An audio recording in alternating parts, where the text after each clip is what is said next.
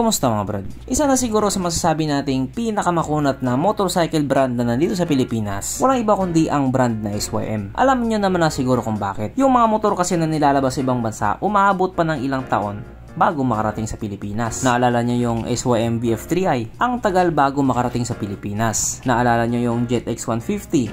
Ang tagal din bago makarating sa Pilipinas. Yung SYM Husky ADV 150, naalala nyo yun? Wala pa yun sa Pilipinas.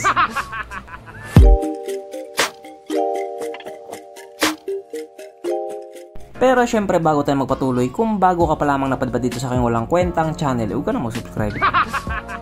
So yun na nga. Dito nga po sa atin pagdating sa mga adventure scooter, bidang-bida dyan ang ADV ni Honda. Sabi nga po ng mga taong nagmamayari ng ganito, panalo daw talaga. Nasa kanya na ang lahat. Pero syempre hindi na naman po ADV ni Honda ang nandito sa atin. Meron pa pong ibang ADV or adventure scooter na nandito na rin sa atin. At karamihan nga po doon sa kanila, made in China. At allergic nga po yung ibang tao dyan. Magko-comment na sa comment section yan. Ew, made in China. Gamit yung cellphone niya na made in China.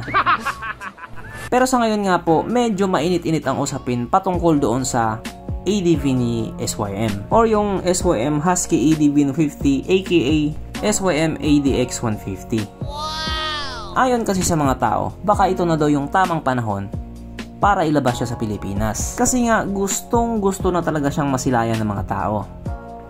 Masilayan lang. Hindi na din po kasi natin may itatanggi na isa ito sa mga adventure scooter na may napakaangas na datingan. Oo, nandun na tayo gwapo yung ADV ni Honda. Pero ito kasi, mas macho yung datingan niya. Para siyang adventure scooter na nag-gym. Kargado siya ng mga muscles. At meron din siyang abs. Pati mukha may abs. Kaya tuloy yung mga tao, hinihiling talaga kay SYM or kay Mitsubishi na sana naman mapagbigyan yung hiling nila. Na sana ilabas na siya or dali na siya dito sa Pilipinas. Kaya dahil dyan, pag-usapan na naman natin kung ano ba meron sa motor na ito at kung gaano nga ba talaga siya kaganda. So ito nga po ang SYM Husky ADV 150 or SYM ADX 150 na mayroong 150 cubic centimeter engine displacement, 4-stroke single cylinder, single overhead cam with 4 valves, fuel injected at syempre ito po ay naka-liquid cooled. Kaya hindi po siya panis sa Honda Click 125.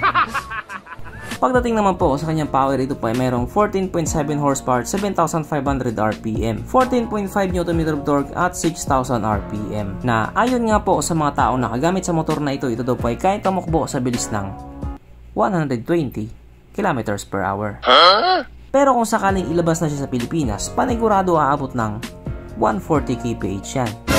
Syempre, ibang usapan na kapag Pinoy na nakasampa.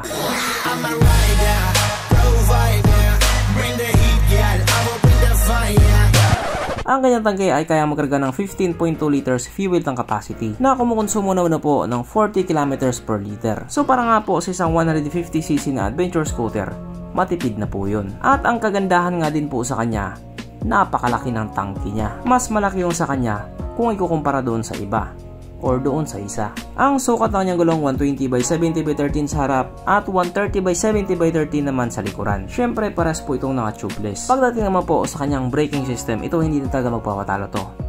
Disc brake sa harap at disc brake din po sa likuran at ang malupit nga po dito, parehas po itong may ABS. Yes po, naka-dual channel ABS. Pero kung kamote ka sa kalsada, sa tingin ko baliwala din yun. Ang kanyang seat height ay mataas sa 780mm at 117mm naman ang kanyang ground clearance. So naturingan pa man din na adventure scooter ang motor na ito, pero mababa yung kanyang ground clearance. At ang motor nga po na ito ay may kabuuang bigat na 150 kg. So para nga po sa isang 150cc na adventure scooter, mabigat po siya. Yung ADV 160 kasi tumitimbang lamang ng 133 kg. Kung sa bagay, kung mapapansin nga din po ninyo, karamihan sa mga motor na SYM, mabibigat talaga. Siguro dahil yun sa mga bakal na ginagamit nila, makakapal. Mapunta naman po tayo sa iba pa niya mga features. So ang mga ilaw nga po sa motor na ito, naka full LED na po. At speaking of ilaw, yung headlight nga po ito sa motor na ito, para siyang galit. Tapos bumagay pa yung pagkakapwesto ng DRL niya. Napakaangas talaga. Ang kanyang gauge panel, syempre ito po ay naka TFT display, na common na nga din po pagdating sa mga motor na SYM. At hindi lang yan, sapagkat pwede ka nga pong manood dito ng mga palabas. Pwede rin bold. At katulad nga po doon sa katunggali niya, naka-keyless na rin po ito. Yes po, naka-smart key system na rin po ito. Kaya hindi na rin siya basta-basta mananakaw, sabi nila. At syempre present nga din po sa motor na ito ang kanyang USB charging port, na para kahit saan ka nga po magpunta, hindi ka na mangangamba na baka malubat yung cellphone mo. Kasi nga, manonood ka pa ng Pornhub. At present nga din po sa motor na ito ang walang kamatayang ISS or idling stop system. At sa 42,000 pagkakataon nga po, uulitin ko na naman to. Ito nga po yung mekanismo na kapag nakahinto kasi sa traffic light at hindi mo pinihit yung silinyador sa loob ng 3 or 5 segundo, kusa nga pong mamamatay ang makina sa motor mo. At pihitin mo naman din siya pabalik, kusa na rin siya nga andar.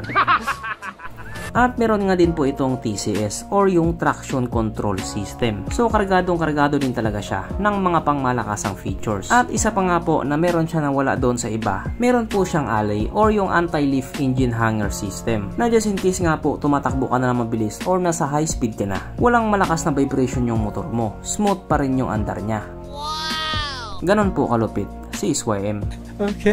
Pero ito, sigurado ako mas malupit ito, sapagkat nandito na nga po tayo sa exciting na part, ang kanyang mga suspension. So sa harapang bahagi nga po, ito ay ginamitan ng telescopic fork, at sa likuran naman ito po ay gumagamit ng monoshock, na ayon nga po sa mga taong nakagamit sa motor na ito, maganda ang bounce.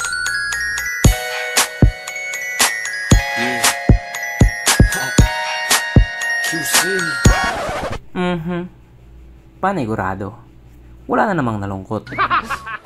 At dahil wala nga pong nalungkot, alamin na po natin kung present nga ba sa motor na ito yung 3 pinaka-importanting features. So una na nga po dito ang kanyang lagayan ng stallion, at kitang-kita naman mga brad, meron siyang ganun. Meron siyang lagayan ng stallion. Kaso lang, wala po siyang sabitan ng pulutan. At oras na nga po para sa ating Red Horse check, ang pinaka-importanting feature sa isang motor. At ayon nga po sa aking masusing pag-aanalisa, ang motor na ito ay kayang magkarga ng isang kahong Red Horse, pero kasya pa isang kahon sa kanyang underseat compartment.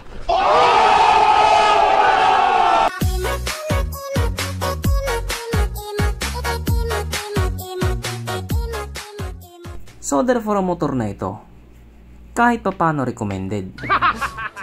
O nga pala, para dun sa mga hindi nakakalam, ang motor na ito or ang adventure scooter na ito ay meron pong dalawang klase, ang 125cc at ang 150cc. At sa tingin ko, kung maisipang dalhin ni SYM yan dito sa Pilipinas, siguro yung 150cc yung dadalhin nila, kasi halos karamihan sa mga katunggali niya nasa 150cc pataas. At kung titignan nga din po natin yung nangyari doon sa SYM Jet X150, meron din po siyang 125cc na version, pero 150cc po yung dinala nila dito sa Pilipinas. Kaya hindi talaga malayo na ganun yung mangyari kung dadalhin nila sa Pilipinas. Pero kung hindi, ligtas ang pera ni mama. So ang ganito na lang muna mga brad, kung may gustong sabihin or gustong idagdag doon sa mga sinabi ko, mag-comment ka na lang sa baba. Keep bye.